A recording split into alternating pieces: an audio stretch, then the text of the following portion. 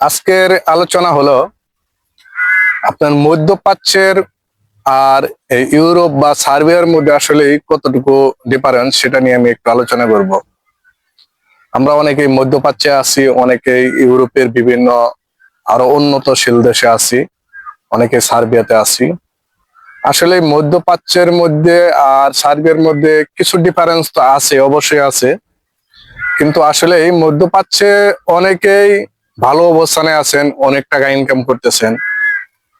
সেই বিবেচনায় যদি আপনি আসলে সার্বিয়া করেন, সার্বিয়াকে বিবেচনায় আনেন, এখানে আসলে অনেকেই মধ্যপ্রাচ্যে যে ইনকাম করতেছে সেই ইনকামটা আসলে এখানে এরকম হয় না।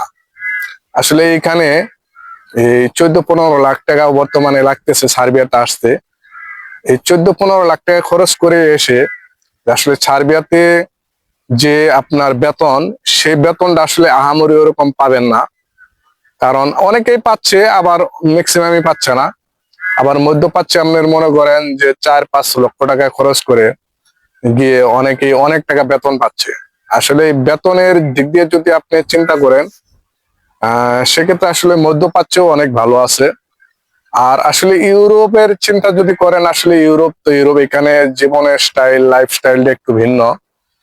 আর এখানে আসলে একটু ফ্যাসিলিটিটা আমি যতটুকু জানি যে মধ্যপ্রাচ্যের চেয়ে ইউরোপে একটু বেশি, সার্বিয়াতে। কারণ হলো আমি ইউরোপে আছি, আসলে আমি মধ্যপ্রাচ্যের মানে অবস্থান কেমন এটা আমি জানি না, কিন্তু আমার মধ্যপ্রাচ্যে অনেক ভাই বেরাদার, অনেক বন্ধু থাকে, তাদের কাছ থেকে আমি খোঁজ খবর নেই। আসলে মধ্যপ্রাচ্যকে আমি ছোট করতেছি না, কিন্তু কম্পেয়ার করলে একটু ডিফারেন্স হয়, সে কথাটা আমি বলতে চাচ্ছি। আসলে এখানে আমরা আছি, আসার পরে আমাদের কোম্পানি রিসিভ করে নিয়ে আমাদেরকে পাসপোর্ট নিয়ে, তাদের তথ্য নেওয়ার পরে আমাদেরকে পাসপোর্ট ফিরিয়ে দিয়েছে। এবং আমাদের যে টিআরসি কার্ড যেটা হবে, টিআরসি কার্ড হলেও আমাদের কাছেই থাকবে। আসলে সকল ডকুমেন্ট আমাদের কাছেই থাকে।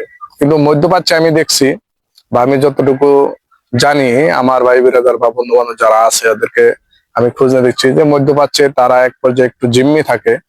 কারণ হলো তাদের পাসপোর্ট গুলা, তাদের ডকুমেন্ট গুলা, আকামাটা তাদের কাছে থাকে, কিন্তু পাসপোর্ট বা অন্যান্য ডকুমেন্ট তাদের কাছে থাকে। এবং আসলে মধ্যপ্রাচ্যের যে ডিলটা করা হয়, এগ্রিমেন্ট যখন করা হয়, কন্ট্রাক্ট পেপার, অনেক সময় যে এগ্রিমেন্টটা দীর্ঘদিনের হয়, আপনার কমপক্ষে 2 বছরের এগ্রিমেন্ট হয় মধ্যপ্রাচ্যে। কিন্তু আসলে ইউরোপে, আমি সার্বিয়াতে আমি দেখতেছি এখানে আপনার কাজের এগ্রিমেন্টটা হয় 6 মাস। আমাকে একটা কোম্পানিতে হ্যান্ড ওভার করে দিল, বা আমি একটা কোম্পানিতে কাজ করতেছি, সেখানে আমার সাথে কন্ট্রাক্ট হলো 6 মাস।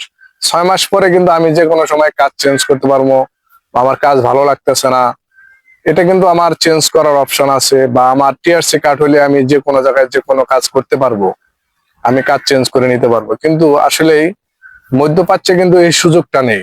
এটা একটা পার্থক্য অবশ্যই আছে। আর একটা বিষয় হলো যে টিআরসি কার্ড হওয়ার পরে আমি এখান থেকে অন্য দেশে মুভ করার মতন একটা স্কোপ আছে, একটা সুযোগ আছে। কিন্তু আসলে মধ্যপ্রাচ্য থেকে এই সুযোগটা নাই।